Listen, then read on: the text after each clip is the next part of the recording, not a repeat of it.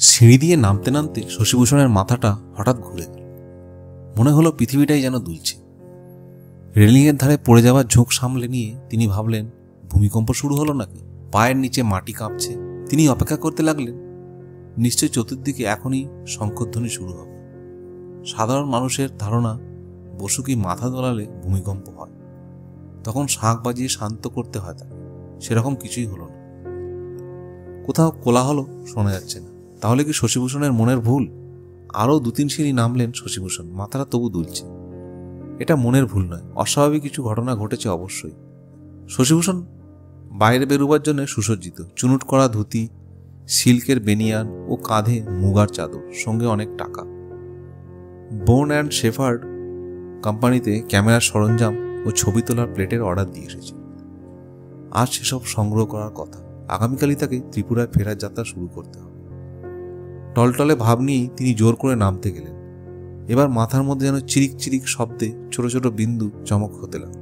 শশীভূষণ ক্রমশ বিস্মিত হতে লাগলেন। তার স্বাস্থ্য অটুট, রোগ ভোগের অভিজ্ঞতা অনেকদিনই নেই, নিজের কর্মদক্ষতার ওপর অগাধ বিশ্বাস, যে কোনো কাজেই সে পারদপক্ষ, অন্যের সাহায্য চান না। সিঁড়ির মধ্যপথে গিয়ে আর পারলেন না শশীভূষণ। রেলিং থেকে তার হাত ছেড়ে গেল। শরীরটা দুমড়ে তিনি গড়িয়ে পড়তে লাগলেন। সিঁড়ির শেষে তিনি পড়ে রইলেন অসহায়ভাবে। উঠে দাঁড়াবার ক্ষমতা নেই, কারুকে ডাকতেও পারলেন না। বাড়ি ভরা লোকজন, অনেক দাসদাসী, কিন্তু শশীভূষণ পড়েই রইলেন জড়ের মতো। কেউ কিছু টের পেল না। শশীভূষণ অবশ্য জ্ঞান চলে যায়নি। তীব্র মাথা যন্ত্রণা, কণ্ঠস্বর রুদ্ধ হয়ে গেছে। সেই অবস্থাতেও তিনি ভাবছেন, তার মৃত্যু ঘনিয়ে এলো নাকি? এক এক সময় মানুষ কত অসহায়। এত আত্মীয় স্বজন, শশীভূষণের এত মনের জোর, তবু সকলের অলক্ষ্যে তিনি মাটিতে পড়ে আছেন অচেতন পদার্থের মতো। মাথার মধ্যে যেন শত শত ছুঁচ ফুটছে। আর সহ্য করতে পারছেন না শশীভূষণ। এবার চৈতন্য লোপ পাবে, কিংবা এটাই মৃত্যু।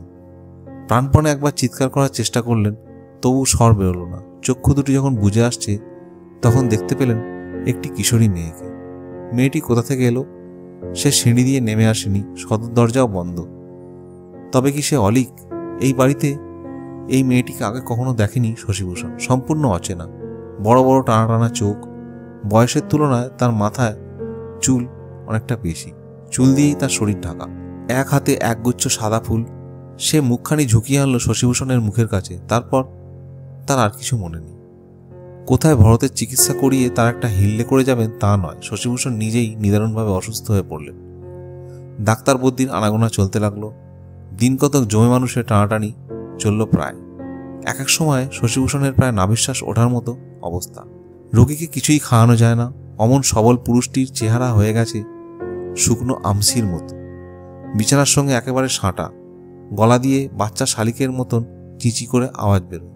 প্রখ্যাত সাহেব ডাক্তার চার্লস গার্ডেন কোনো ক্রমে শশীভূষণকে বাঁচিয়ে রেখেছেন বলা যায়। কিন্তু তার অভিমত, কিছু খাওয়াতে না পারলে শুধু ওষুধে বেশি দিন কাজ হবে না। জোর করে শশীভূষণকে কিছু খাওয়াতে গেলেই শশীভূষণের বমি উঠে যায়। দুজন বৌঠা দিবারাত্রি সেবা করে যান মন প্রাণ দিয়ে। বড় বৌঠানের খুব বিশ্বাস হোমিওপ্যাথিতে। তার ধারণা ডাক্তার মহেন্দ্রলাল সরকারকে ডাকলেই কাজ হবে। কিন্তু তিনি এত ব্যস্ত যে তাকে ধরাই যায় না। এর মধ্যে তিনি আবার বর্ধমানের মহারাজার চিকিৎসা করার জন্য সেখানে গিয়ে বসে আছেন। কৃষ্ণভামিনীর অনুরোধে ডাক্তার মহেন্দ্রলাল সরকারকে জরুরি কল দেওয়ার জন্য লোক পাঠানো হয়েছে বর্ধমানে। শশীভূষণের ঘরের দরজার পাশ থেকে আড়ষ্টভাবে উঁকি মারে ভরত। তার শরীর সম্পূর্ণ সুস্থ হয়নি। উরুতে বর্ষার ক্ষতটি শুকোয়নি পুরোপুরি। মাঝে মাঝে জ্বর আসে, তবে তার পাগলামির ভাবটা অনেকটা কেটেছে। মাথায় এমন খোঁচা খোঁচা চুল, প্যাকাটির মতো শীর্ণ চেহারা, সবসময় মুখ চোখে যেন ভয়ে ভয়ে ভাব। শশীভূষণের অসুখ নিয়ে সারা বাড়িতে ব্যস্ততায় ভরতের কোনো ভূমিকা নেই। সে শুধু দরজার কাছে এসে দাঁড়িয়ে চেয়ে দেখে। এই পৃথিবীতে শশীভূষণই একমাত্র তার অবলম্বন। মহারাজার সচিব রাধারমণ ঘোষ ফিরে গেছেন ত্রিপুরায়। শশীভূষণ 1.5 মাসের ছুটি নিয়ে এসেছিলেন, তাও উত্তীর্ণ হবার মুখে। শিমলেপাড়ার হরমোহন ভট্টাচার্যের গুরুকুল আশ্রমে ভরতকে ভর্তি করে দেবার ব্যবস্থা পাকা হয়ে গেছে। সেখানে ভরতকে পৌঁছে দেবার জন্য শশীভূষণ ওকে সঙ্গে নিয়ে বেরিয়েছিলেন। কিন্তু অন্য জায়গায় থাকতে হবে শুনেই ভরত দৌড়ে ফিরে এসে খাটের তলায় আবার ঢুকে পড়েছিল। শশীভূষণকে ছেড়ে সে কোথাও যাবে না। মহা মুশকিলের ব্যাপার। শশীভূষণকে ত্রিপুরায় ফিরতে হবে। সেখানে আর ভরতকে নিয়ে যাওয়ার প্রশ্নই ওঠে না। রাধারমণের কথা শুনেই বোঝা গিয়েছিল যে ত্রিপুরা রাজ্য ভারতের স্থান নেই, সেখানে গেলেই তার জীবন বিপন্ন হবে। সব ব্যাপারটা শুনে শশীভূষণের মেজদাদা মণিভূষণ বলেছিলেন, তোকে ত্রিপুরায় ফিরতে হবে, তুই ওকে না জানিয়ে একদিন চলে যা। ও ছোঁড়াটা তো এ বাড়িতেই থাকতে অনেকটা অভ্যস্ত হয়ে গেছে, এখানেই থাকুক আর কিছুদিন, তারপর ধীরে সুস্থে ওকে বুঝিয়ে সুঝিয়ে পাঠশালায় পাঠালেই হবে। এখন শশীভূষণের অসুস্থতার জন্যে ওসব কথা চাপা পড়ে আছে। ভরতের দিকের মন দেবার কারোর সময়ই নেই। ডাক্তারি কবিরাজি ছাড়া শশীভূষণের জন্য দিব্য চিকিৎসারও বিরাম নেই। কালীঘাটের মন্দিরে তার নামে জোড়া পাঁঠা মানত করা হয়েছে। অন্যান্য মন্দির থেকে প্রসাদ ও চরণামিত্র আসে। শশীভূষণ নিজে ব্রহ্মভাবাপন্ন হলেও তার দুই দাদা বৈষ্ণব এবং সিংহ পরিবারের রাধাকৃষ্ণের যুগল মূর্তির পুজো হয় নিয়মিত। বাড়ির 3 তলায় ঠাকুর ঘর আছে। এখন দুবেলায় সেখানে শশীভূষণের আরোগ্য কামনায় যাগযজ্ঞ চলছে। মেজ বউটার সুহাসিনী আবার সাধু সন্ন্যাসীদের প্রতি খুব ভক্তি। তার বাপের বাড়ি গুরুদের মেধাচার্য স্বামী এসে শশীভূষণের মাথায় হাত বুলিয়ে দিয়েছেন 2 দিন। শশীভূষণ তার অধিকাংশ সময় আচ্ছন্ন হয়ে পড়ে থাকেন, কোনো কিছুতেই সাড়া দেন না। মাঝে মাঝে তিনি সজাগ হন, দৃষ্টি স্বচ্ছ হয়, পূর্ণ চেতনায় ফিরে আসে। তখন তিনি অনুভব করেন তার যেন শরীর নেই, শুধু আছে মন। চিত হয়ে শুয়ে থাকতে থাকতে পিঠটা প্রায় অবশ হয়ে গেছে, তবু পাশ ফিরতে ইচ্ছা করে না। হাত পাগুলিতে কোনো সার নেই, ক্ষুধা তৃষ্ণাও তার কোনো বোধ নেই। মন যেন এই শরীরটাকে ছেড়ে ইচ্ছে মতন ঘুরে বেড়াতে পারে। শরীরটা যেন একেবারে নষ্ট হয়ে গেছে। তাহলেও কি এই মন টিকে থাকবে? তাহলে কি সত্যি আত্মার অস্তিত্ব আছে? হৃদকম্পন থেমে গেলেই মৃত্যু, তারপরেও অজর অমর হয়ে থাকে মানুষের আত্মা। শশীভূষণের মন একসময় চলে যায় ত্রিপুরার কালদিঘির কাছে তার ছোট্ট বাড়িটিতে। সেখানে রয়েছে তার দামি দামি ক্যামেরা, বইপত্র। যদি চুরি হয়ে যায়, ক্যামেরা ও বইয়ের চিন্তায় তিনি উতলা হয়ে ওঠেন। যদিও রাধারমণ ফিরে গেছেন, তিনি রক্ষাবেক্ষণের দায়িত্ব নেবেন, তবু বলা যায় না। মহারাজের এক পরিষদ পঞ্চানন মিত্রের খুব লোভ আছে শশীভূষণের বইগুলির প্রতি। বই চুরিকে অনেকে চুরি বলে গণ্য করেন। শশীভূষণের দীর্ঘশ্বাস পড়ে। একদিন রাত্রিবেলা শশীভূষণের এক রোমাঞ্চকর অভিজ্ঞতা হল। রাত তখন অনেক, সমস্ত বাড়ি ঘুমন্ত, নিঝুম পড়ি, পথে কোনো গাড়ি ঘোড়ার আওয়াজ নেই। তার ঘরে একেবারে অন্ধকার করা হয় না, কোণে একটি সেজবাতি জ্বলে। দরজা খোলা, মেঝের উপর মাদুর পেতে শুয়ে আছে কে একজন। প্রতি রাত্রে এই বাড়ির কেউ না কেউ থাকেই ঘরে। আজ যে রয়েছে সেও এখন মগ্ন হয়ে আছে গভীর ঘুমে। শোনা যাচ্ছে তার নিঃশ্বাসের শব্দ। হঠাৎ শশীভূষণ জেগে উঠলেন। স্পষ্ট দেখলেন দরজা পেরিয়ে ঘুমন্ত মানুষটির পাশ দিয়ে এগিয়ে আসছেন একজন রমণী। শোনা যাচ্ছে ঝুমঝুম ধ্বনি, নূপুর নিক্কণ নয়, মনে হয় কোমরে গোঁজা চাবির শব্দের গোজ। রমণীটিও মধ্যবয়স্কা, লাল পেড়ে গরদের শাড়ি পরা, কপালে একটি বড় টিপ। আরও কাছে আসতে শশীভূষণ চিনতে পারলেন সেই নারী তার জননী। তার দু চোখে জলের ধারা। শশীভূষণের শিয়রের কাছে এসে তিনি ফুপিয়ে ফুপিয়ে কাঁদতে লাগলেন। শশীভূষণ ব্যাকুলভাবে জিজ্ঞেস করলেন, এ কি মা, তুমি কাঁদছো কেন? সেই রমণী কম্পিত কণ্ঠে বললেন, ভুসু, ভুসুরে বাছা আমার, এ কি চেহারা হয়েছে তোর? পেট পিঠ যে এক হয়ে গেছে রে। কার্তিকের মতন সুন্দর ছেলে তুই, তোর সোনার অঙ্গ কালি হয়ে গেছে। শশীভূষণ বললেন, মা, আমার যে কিছুই খেতে ইচ্ছা করে না, কিছু মুখে দিতে পারি না, আমি আর পারছি না মা, আমি এভাবেই শেষ হয়ে যাব। জননী তখন শশীভূষণের কপালে স্নেহময় সিক্ত হাত রেখে বললেন, অমন কথা বলে না, সোনা আমার, মানিক আমার। শশীভূষণ মায়ের হাতের উপর হাত রাখলেন। সঙ্গে সঙ্গে তার শৈশব ভাব হল। তিনি মায়ের কনিষ্ঠ সন্তান, সবচেয়ে আদরের সন্তান। মা তার মাথায় হাত বুলিয়ে ঘুম পাড়াতে লাগলেন বাল্যকালের মতো। কিন্তু এখন ঘুম আসবে না। শশীভূষণ জিজ্ঞেস করলেন, মা, তুমি আমাকে নিয়ে যেতে এসেছো? আমাকে সঙ্গে নিয়ে চলো। মা সঙ্গে সঙ্গে স্তস্ত্রভাবে বললেন, আমি কোথায় নিয়ে যাব? না না না, অমন কথা বলে না সোনা, আমি এক লক্ষ্মী ছাড়ি, ছেলের অসুখেও সেবা করতে পারলুম না গো, দুঃখে আমার বুক ফেটে যায়। তুই ভালো হয়ে যাবি ভুসু। কিছু খেতে ইচ্ছা করে না, কাঁচা বেল পুড়িয়ে শরবত করে দিতে বলবি, তাতে জিহ্বাটায় রুচি হবে, তারপর ফেনা ভাত খাবি। শশীভূষণ আকুল হয়ে বললেন, মা, মা, তুমি আমার জন্য রান্না করে দাও। তারপর আর কিছু নেই। শশীভূষণ জ্ঞান হারালেন, কিংবা চক্ষু অন্ধকার হয়ে গেল। অবচেতনের গভীরে ডুবতে ডুবতেও তিনি মাকে দেখতে চাই, চলে যেও না, চলে যেও না। কিন্তু ঢেউয়ের পর ঢেউ এসে চৈতন্যকে গ্রাস করে নিল। শশীভূষণ যখন জাগলেন, তার সর্বাঙ্গ ঘামে ভেজা। এতদিন শরীর নাড়াচাড়া করেননি, এখন দ্রুত পাশ ফিরে মাকে দেখতে চাইলেন। কোথায় কি? সেজবাতির আলো দেখা যাচ্ছে শূন্য ঘর, মেঝেতে শুয়ে আছে যে তার নিঃশ্বাস শোনা যাচ্ছে একইভাবে। শশীভূষণের বুক ধড়াস ধড়াস করতে লাগলো। খানিক আগে কি দেখলেন তিনি? মা এসেছিলেন, মা তার সঙ্গে কথা বললেন, হাত রাখলেন কপালে, কিন্তু মা তো মারা গেছেন 17 বছর আগে। তখন শশীভূষণ নিতান্ত এক কিশোর। তবে এটা কি স্বপ্ন? তা কি করে হবে? মায়ের হাত ধরেছিলেন তিনি, সে যে বাস্তব হাত। এখনো শশীভূষণ যেন পাচ্ছেন সেই স্নেহ সুবাস। তাহলে শশীভূষণ আর চিন্তা করতে পারলেন না। মাথায় যন্ত্রণা হচ্ছে, কিন্তু চিন্তা করে বন্ধ করা যায় না।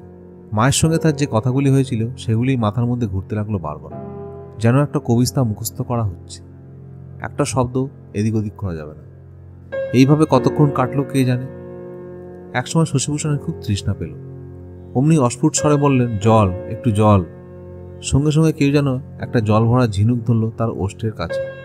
শশীভূষণ চোখ বুজেছিলেন। চোখ মেলতেই আবার তার বুক কেঁপে উঠল। এবারেও মা নয়, একটি কিশোরী। তার মাথা ভর্তি চুল, সারল্য মাখা টানাটানি দুটি চোখ। সে শশীভূষণের একেবারে মুখের কাছে ঝুঁকে এসে পড়েছে, জলপান করাচ্ছে ঝিনুক দিয়ে। এই কিশোরীটিকে তিনি চেনেন না। প্রথম দিন সিঁড়ি দিয়ে পড়ে যাওয়ার পরই একেই দেখেছিলেন। এর এক হাতে ছিল একগুচ্ছ সাদা ফুল। কে এই ললনা? এও কি অলিক? শশীভূষণ ভাবলেন, বিকারের ঝোঁকে তিনি চোখে ভুল দেখছেন। তার তো এমন কঠিন অসুখ আগে কখনো হয়নি, তাই অভিজ্ঞতা নেই। সত্যি সত্যি তিনি জলপান করছেন, না এটাও স্বপ্ন? অথচ যেন তার তৃষ্ণা মিটে যাচ্ছে, কষের ধার দিয়ে জল গড়িয়ে পড়ছে। পরদিন শশীভূষণ জাগলেন বেশ দেরিতে। অন্যদিনের মতোই তার বৌঠান্না যখন তাকে জোর করে দুধ সাগু খাওয়াতে এলেন, শশীভূষণ আস্তে আস্তে মাথা নেড়ে বললেন, কাঁচা বেল পোড়ার শরবত। বেল জোগাড় করার জন্য বাজারে ছুটতে হলো না। এ বাড়ির বাগানেই বেল আছে। দুটি বেল পুড়িয়ে খানিকক্ষণের মধ্যে শরবত করে আনা হলো। চুকচুক করে পুরো 1 গ্লাস শরবত পান করলেন এই রোগী। 11 দিন পর তার পেটে কিছু খাদ্য গেল। পরদিন তিনি ফেনা ভাতও খেতে পারলেন কয়েক চামচ। কিছুটা জ্বালানি পেয়ে শশীভূষণের মস্তিষ্ক যন্ত্রটি সজাগ হল। তার যুক্তিবোধ ফিরে এলো। সেই রাতে তিনি মাকে ও এক অচেনা কিশোরীকে দেখলেন কি করে। 17 বছর বয়সে যিনি মারা গেছেন তিনি ফিরে আসছেন, এও কি সম্ভব? ধরা যাক আত্মার কোনো ক্ষয় নেই, কিন্তু সেই আত্মা কি আবার শরীর ধারণ করতে পারে? পরনের শাড়ি, হাতের গয়না, কোমরের চাবি গোছা, এগুলি তো জড় পদার্থ। এরও রূপ ফিরে পেল। মায়ের যে কাকনজোড়া এখন বড় বৌঠানের হাতে, সেই কাকনই আবার মায়ের হাতে ফিরে যাবে। তাহলে সবটাই স্বপ্ন। অথচ শশীভূষণ মায়ের সঙ্গে কথা বলেছেন, হাত ছুঁয়েছেন, তা প্রত্যক্ষের মতো সত্য। তবে যারা ভূতপ্রেত দেখে, ঠাকুর দেবতাও দেখতে পায়। যারা ঈশ্বর দর্শনের কথা বলেন, সেগুলো মিথ্যে নয়। ওই যে কিশোরী মেয়েটি, সেও কি এবাড়ির কোনো মৃত আত্মীয়া? শশীভূষণ দোলাচলের মধ্যে রইলেন। তিনি মেনে নিতে পারছেন না, অথচ অস্বীকারও করার উপায় নেই। স্বপ্ন কি এত তীব্র হতে পারে? মায়ের প্রত্যেকটি কথা যেন তার মনে আছে। কাঁচা বেল পোড়ার শরবতের কথাটা কি করে স্বপ্ন হবে? শশীভূষণ কস্মিনকালেও বেল পছন্দ করেন না। বেলের পানাকে তিনি মনে করতেন বিধবাদের পানীয়। মা এসে তাকে বলে গেলেন, আর সত্যি সত্যি বেলের শরবত তার সহ্যও হলো। ফেনা ভাতও দিব্যি মুখরোচক। মা এসে বলে গেলেন সঠিক পথ্যের কথা। সিঁড়ির তলায় যে কিশোরীটি তাকে পড়ে থাকতে দেখে সবাইকে ডাকলো, শেষ রাতে সেও এসে জলপান করিয়ে গেল। সেও আসলে অশরীরী। এই দৃশ্যগুলি আবার ভাবলেই রোমাঞ্চ হয়। স্বপ্ন না অলৌকিক দর্শন, এই দ্বিধার নিষ্পত্তি করতে পারলেন না শশীভূষণ।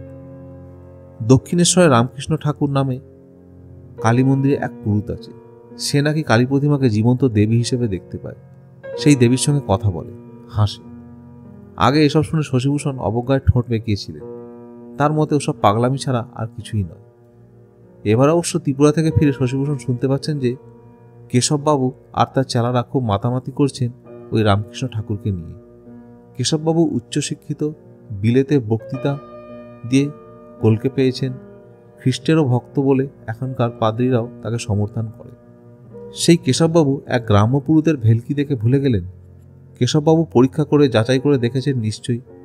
তাহলে সবটাই ভেলকি নয়? মনের এক বিশেষ অবস্থা ও রকম দিব্যদর্শন সম্ভব। শশীভূষণ নিজের কাছেই যেন নিজে অস্বীকার করতে পারছেন না যে একটা কিছু ব্যাখ্যার অতীত অলৌকিক ঘটনা ঘটে গেল তার জীবনে। মা এসে তার কপালে হাত বুলিয়ে গেলেন, পথ্যের ব্যবস্থা করে গেলেন। তারপর থেকেই শশীভূষণ অনেকটা সুস্থ বোধ করছেন। এটাকে নিছক স্বপ্ন হয়? এখনও শশীভূষণের হাঁটার ক্ষমতা হয়নি বটে, তবে নিচে উঠে বসতে পারেন। 2-3টি বালিশে ঠেস দিয়ে তিনি বসে থাকেন পা ছড়িয়ে। কথা বলতে ইচ্ছা করে না, বই পড়তেও ইচ্ছা করে না। এক এক সময় তিনি দরজার কাছে ভরতকে দেখতে পান। সে নিজে থেকে আসে না, শশীভূষণও তাকে ডাকেন না। কোনো কিছু নিয়ে চিন্তা করতে করতেও তার ক্লান্তি বোধ হয়। শুধু বারবার মনে পড়ে মায়ের মুখ। মায়ের মৃত্যুর সময় শশীভূষণ ছিলেন মুর্শিদাবাদে। শেষ শয্যায় মাকে তিনি দেখতে পাননি। 2 দিন বাদে এলেন ডক্টর মহেন্দ্রলাল সরকার। সিঁড়িতেই তার পায়ের ধূপধাপ শব্দ হতে লাগলো। তিনি হৃষ্টপুষ্ট জবরদস্ত পুরুষ। নাকের নিচে কাবুলি বিড়ালের ল্যাজের মতন গোঁফ, মাথায় বাবরি চুল, তাতে সামান্য পাক ধরেছে।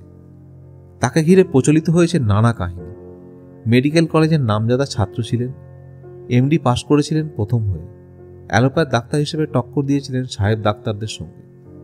অত্যন্ত সরব নাস্তিক, ভূত ভগবান হোমিওপ্যাথির সম্পর্কে ঠাট্টা বিদ্রূপ করতেন প্রকাশ্যে। হোমিওপ্যাথির প্রতি তাচ্ছিল্য প্রকাশ করতে তার জুড়ি ছিল না। তিনি যুক্তিবাদ ও বিজ্ঞানে বিশ্বাসী। এশীয়দের মধ্যে বিজ্ঞান চর্চা প্রসারের জন্য তিনি Indian association for the cultivation of science নামে সংস্থা স্থাপন করেছেন। কিন্তু ইতিমধ্যে তার জীবনে এক আকস্মিক রূপান্তর ঘটে গেছে।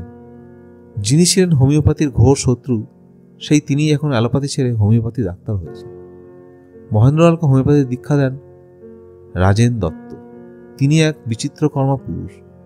তালতলার প্রখ্যাত ধনী দত্ত পরিবারের সন্তান রাজেন্দ্রবাবু অনেক ব্যবসা বাণিজ্যের সঙ্গে জড়িত, শিক্ষিত মানুষ, অনেকগুলি ভাষা জানেন, গ্রিক ও হিব্রু পর্যন্ত। তিনি হঠাৎ শখের হোমিওপ্যাথি ডাক্তার হলেন। তার মতে এই দেশের দরিদ্র জনসাধারণের জন্য হোমিওপ্যাথি আদর্শ চিকিৎসা। তিনি লক্ষপতি রোগীদের কাছ থেকে কোনো ফি নেন না তো বটেই, বরং নিজেই ওষুধ ও পথ্য দেন। মহেন্দ্রলালের তখন পাশ করা ডাক্তারদের রাজেন্দ্রবাবুকে হাতুড়ি বলে অবজ্ঞা করতেন, কিন্তু রাজেন্দ্র দত্তের সাফল্য চমকপ্রদ। তিনি লক্ষপতি রোগীদের কাছ থেকেও কোনো ফি নেন না তো বটেই, গরিব মানুষেরা তো তার নামে ধন্য ধন্য করেই। অনেক প্রখ্যাত ব্যক্তিকেও তিনি সারিয়ে তুলতে লাগলেন প্রায় অলৌকিক উপায়। ঈশ্বরচন্দ্র বিদ্যাসাগরকে তিনি সুস্থ করে তুললেন। বিদ্যাসাগর মশাই এখন হোমিওপ্যাথির ভক্ত। রাজা রাধাকান্ত দেবের পায়ের গ্যাংরিন কিছুতেই সারছিল না। রাজেন দত্তের চিকিৎসায় তিনি সুস্থ হয়ে উঠলেন। জয়পুরের রাজার চোখের ছানিও সেরে গেল তার ওষুধে। রাজা রাধাকান্ত দেব কৃতজ্ঞ হয়ে রাজেন দত্তকে 25,000 টাকা পুরস্কার দিতে চেয়েছিলেন। রাজেন দত্ত তাও নেননি। হোমিওপ্যাথিক যে জয় হয়েছে সেটাই তার কাছে যথেষ্ট। মহেন্দ্রলাল একবার চ্যালেঞ্জ দিয়ে জানালেন রাজেন দত্তকে তিনি ওর সঙ্গে ঘুরে ঘুরে ওর চিকিৎসা পদ্ধতি দেখবেন। তারপর থেকে তিনি রাজেন দত্ত ও হোমিওপ্যাথির ঘোর ভক্ত। কলকাতার চিকিৎসক সমাজ ছি করতে লাগলো। ব্রিটিশ মেডিকেল অ্যাসোসিয়েশন বাংলার শাখা থেকে তাকে বিতরণের প্রস্তাব উঠল, কিন্তু মহেন্দ্রলাল তার জেদ ছাড়লেন না। নবরূপে আবির্ভূত হওয়ার পর প্রথম কয়েক মাস তিনি রোগীই পাননি। তারপর ধীরে ধীরে তার হাত যশ ছড়াতে লাগলো। এখন তিনি শয্যার পাশে দাঁড়ালেও মুমূর্ষু রোগী উঠে বসে। শশীভূষণ তার প্রথম যৌবনে কেশব সেন ও মহেন্দ্রলাল সরকারের মতন ব্যক্তিদের দ্বারা উদ্বুদ্ধ হয়েছিলেন। অন্ধবিশ্বাস ও ভক্তির বদলে যুক্তিই ছিল মূল মন্ত্র। কিন্তু এখন তার সেই সব আদর্শ পুরুষদের মত বদল দেখে বিভ্রান্ত হয়ে পড়েছেন। কেশববাবু রামকৃষ্ণ ঠাকুরের অনুগামী হয়ে খোল কত্তালবাজি কীর্তন শুরু করেছেন, আর মহেন্দ্রলাল হয়েছেন হানিম্যানের চেলা। অথচ মহেন্দ্রলালের কথা শুনেই শশীভূষণ এতকাল মনে করতেন হোমিওপ্যাথি চিকিৎসা হলো আন্দাজে ঢিল ছোড়া। কিছু কিছু রোগ প্রকৃতির হাতে ছেড়ে দিলে আপনিই সেরে যায়। হোমিওপ্যাথি ডাক্তাররা সেই আরোগ্যের কৃতিত্ব নেই। আজ শশীভূষণকে সেই চিকিৎসারই আশ্রয় নিতে হচ্ছে, আর চিকিৎসা করতে আসছেন যিনি তার কাছ থেকে শশীভূষণ পেয়েছিলেন অবিশ্বাসের দীক্ষা। সিঁড়িতে উঠতে উঠতে মহেন্দ্রলাল হঠাৎ করে থেমে গিয়ে শশীভূষণের মেজদা মণিভূষণকে জিজ্ঞেস করলেন, ওসব কিসের আওয়াজ? মণিভূষণ ছিপছিপে মধ্যবয়স্ক পুরুষ, মাথায় টাক। বাড়িতেও তিনি ফুল প্যান্ট ও ফুল স্লিভ শার্ট পরে থাকেন। গলার টাই না বেঁধে বাইরে বেরোন না। এদিকে আবার তিনি পরম বৈষ্ণব, ঠাকুরের প্রসাদ না নিয়ে মধ্যাহ্ন ভোজনে বসেন না কখনো। মণিভূষণ বললেন, আগে আমাদের গৃহদেবতার পুজো হচ্ছে। মহেন্দ্রলাল পরে আছেন ধূসর রঙের 3 পিস স্যুট। কোটের বুক পকেট থেকে উঁকি দিচ্ছে রুমালের ত্রিকোণ। প্যান্টের পকেটে অন্য একটি রুমাল বার করে কপালের ঘাম মুছলেন। ওপরতলার ঠাকুর ঘরে একই সঙ্গে ঘণ্টা ও কাঁসি করতাল বাজছে। সেই সঙ্গে শোনা যাচ্ছে পুরুতের উচ্চ কণ্ঠস্বর। মহেন্দ্রলাল জিজ্ঞেস করলেন, প্রতিদিনই কি এইরকম হয়? মণিভূষণ বললেন, প্রত্যেক দিন তো পুজো হয় বটেই, গৃহদেবতার পুজো একদিনের জন্য বন্ধ হলে সে গিয়ে ছারখার হয়ে যায়।